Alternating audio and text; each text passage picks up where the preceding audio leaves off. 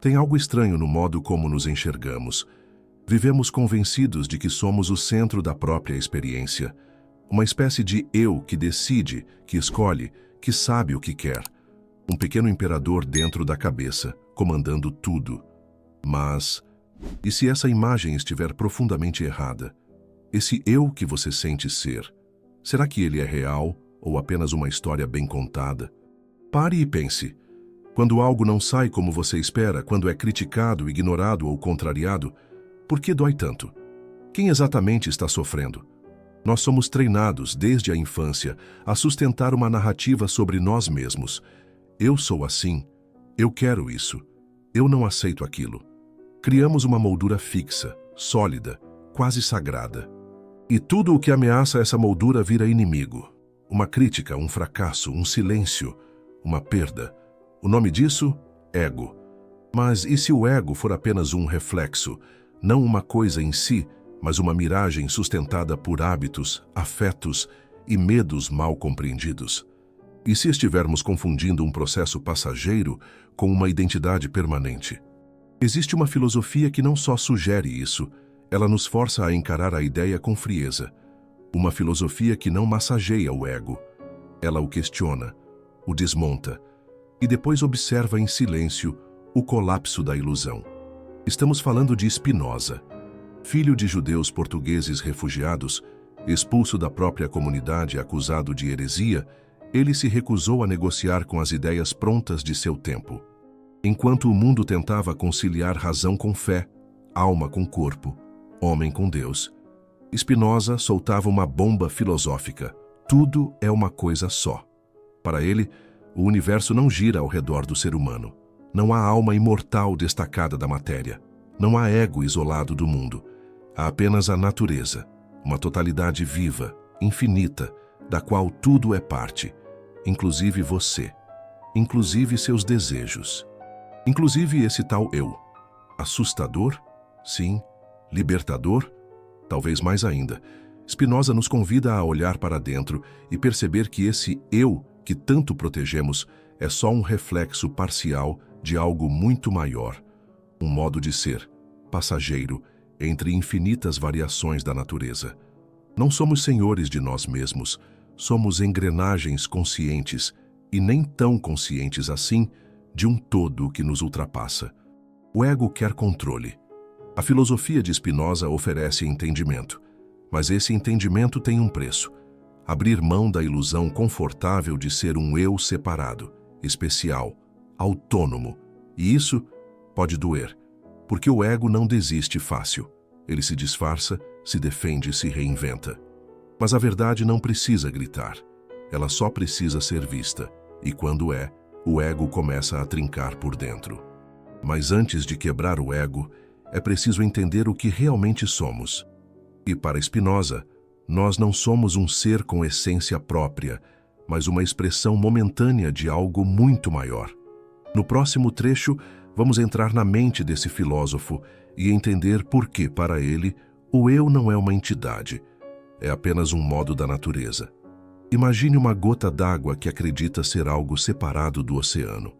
Ela se agita, tenta controlar o movimento das ondas, se desespera com o turbilhão ao redor. Esquece que nunca foi independente, sempre foi o próprio mar. Spinoza olha para o ser humano da mesma forma. Acreditamos ser algo isolado, um eu que pensa, escolhe, sofre, deseja. Mas essa separação é artificial. Não somos entidades flutuando no vazio. Somos partes de um todo maior que nos atravessa o tempo inteiro. E esse todo, para Spinoza, é a própria natureza. Ou, como ele dizia, Deus sive natura, Deus ou a natureza. São a mesma coisa. Spinoza foi radical e ainda hoje é desconcertante. Ele negou o Deus tradicional, separado do mundo, que julga e recompensa. Para ele, Deus não é um ser, é o princípio de tudo, a realidade em si. Tudo o que existe, planetas, pensamentos, átomos, desejos, é uma manifestação dessa única substância infinita. E o que isso tem a ver com o ego? Tudo. Porque se tudo é expressão de uma mesma substância, então o eu não é uma entidade isolada. É apenas um modo de ser, como uma forma passageira que a natureza assume por um tempo. Não há uma alma separada. Não há um ego soberano. Há apenas movimento, relações, causalidade. Você não é uma essência parada. É um fluxo, um ponto momentâneo na dança do cosmos. Mas por que acreditamos ser mais do que isso? Porque não compreendemos as causas que nos movem. Quando desejamos algo, achamos que foi escolha. Quando reagimos, achamos que foi decisão. Mas para Spinoza, o ser humano só acredita que é livre porque ignora as causas que o determinam. Um exemplo simples. Você sente raiva. Acha que ela veio de você. Mas essa raiva nasceu de 1000 fatores.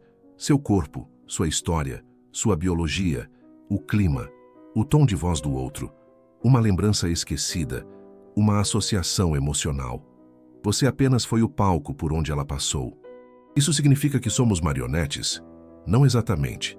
Significa que estamos constantemente sendo atravessados por forças, internas e externas, que não dominamos, e que o eu que diz "eu escolhi" é muitas vezes só o narrador atrasado de algo que já aconteceu. O que chamamos de ego é um reflexo parcial limitado de um processo muito maior. E quanto menos entendemos isso, mais escravos nos tornamos dele. Spinoza queria que compreendêssemos a nossa verdadeira posição no universo, não como reis, mas como partes, não como autores, mas como expressões. Uma árvore, uma pedra, um pensamento, um ser humano. Todos são modos distintos da mesma realidade infinita. Quando entendemos isso, o eu começa a perder seu pedestal. E surge uma nova pergunta. Se não sou esse ego, então o que sou? A resposta de Spinoza não está apenas no que somos, mas no que nos move. No próximo trecho, vamos explorar o que ele chamou de essência humana, o desejo. Mas prepare-se, porque para ele, nem esse desejo é realmente seu. Existe algo que nos move o tempo todo.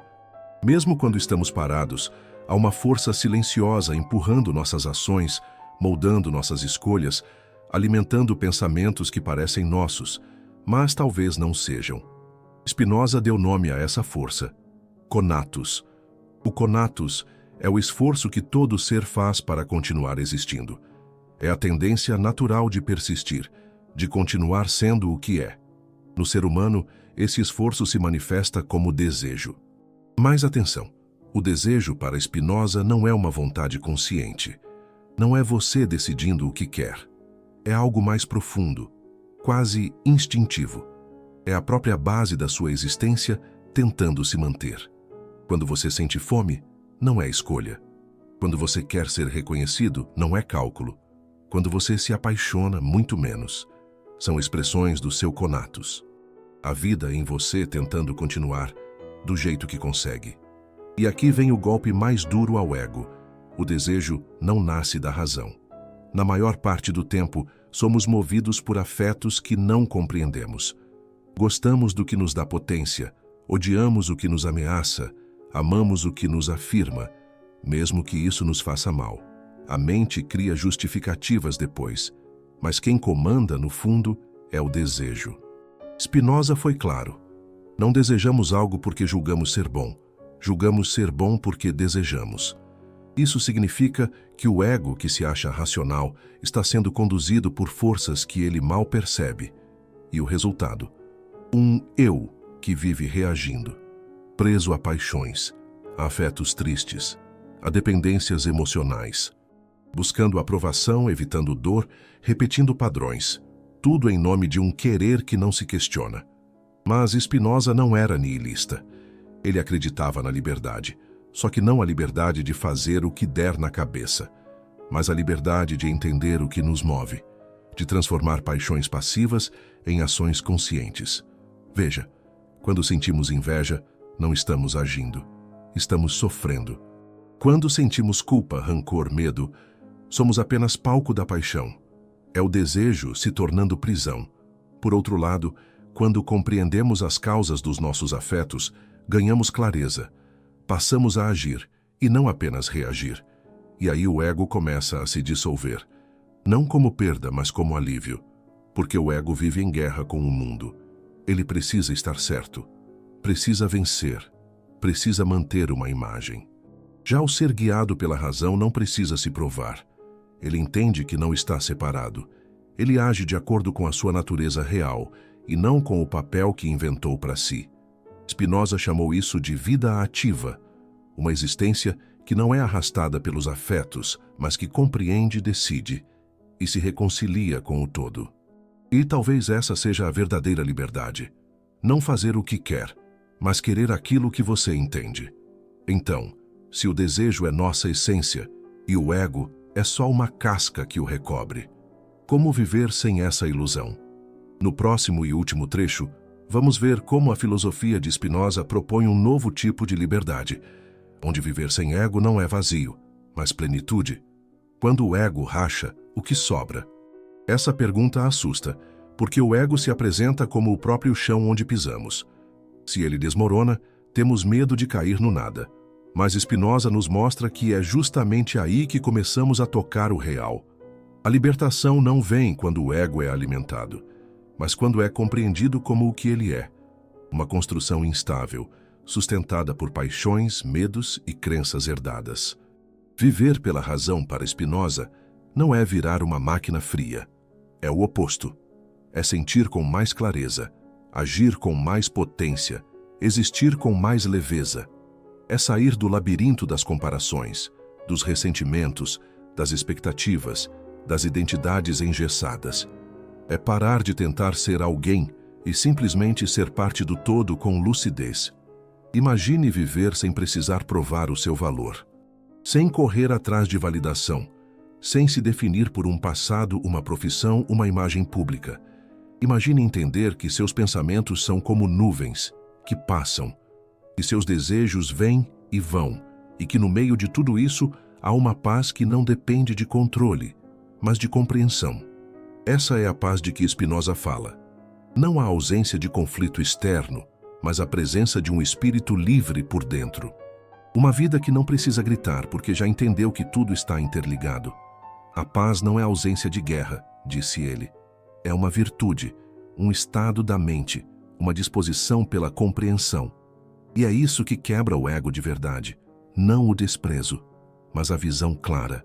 Quando você entende as causas, os mecanismos, as armadilhas do desejo, o ego deixa de ser um inimigo a ser derrotado e vira apenas um véu que se desfaz. E o que emerge depois é muito mais leve do que o eu que tentava controlar tudo. É uma consciência que aceita ser parte, que age porque compreende, que deseja porque entendeu, e que encontra liberdade não em se destacar, mas em se integrar. Spinoza nos convida a essa virada silenciosa, trocar a vaidade pela lucidez, o controle pela harmonia, a luta pela clareza. Não é fácil, não é rápido, mas é transformador. E talvez, nesse exato momento, algo dentro de você esteja sentindo uma rachadura suave no espelho onde o ego se olha. Talvez seja o começo da liberdade. Se esse vídeo fez algo vibrar aí dentro, uma dúvida, uma inquietação, uma vontade de olhar diferente para si mesmo, compartilha nos comentários. Escreva não quem você é, mas o que está deixando de ser. Às vezes, tudo o que o ego precisa é um empurrão filosófico,